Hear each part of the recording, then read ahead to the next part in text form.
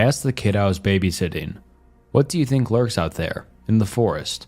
He responded with, "My mother." I've been babysitting all summer in order to make some extra cash. At first, I just asked around at school if anyone needed a babysitter for their siblings or if they knew anyone who could be interested.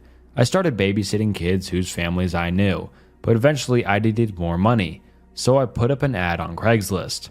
It wasn't long until I got a response. The family lived in the suburbs, but what bothered me was how close to the woods their house was, and the fact that they didn't have any neighbors.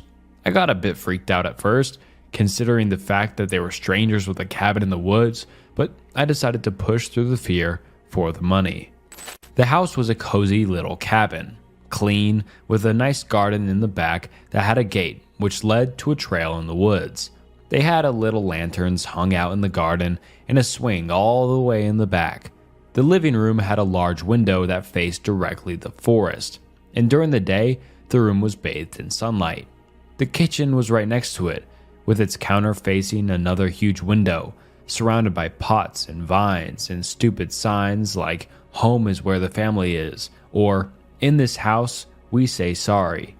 Upstairs, they only had the 2 bedrooms. The attic was a tiny space whose window faced the woods too. The kid was pretty quiet. Honestly, I neither liked or disliked him. I tried to form some sort of opinion, but he just didn't stand out in any way. He wasn't mean or stubborn, but he wasn't a sweetheart either. He must have been around 5 or 6 years old, so I would just put him to bed quickly and then snoop around the house. I've always been curious about whoever hired me, and I just know it's not exactly recommended, but I would just go through people's stuff whenever I felt bored. It must have been around midnight that night when I slowly pulled out one of the drawers in the maid bedroom. This one had all types of trinkets, coins, notebooks, pins, and buttons.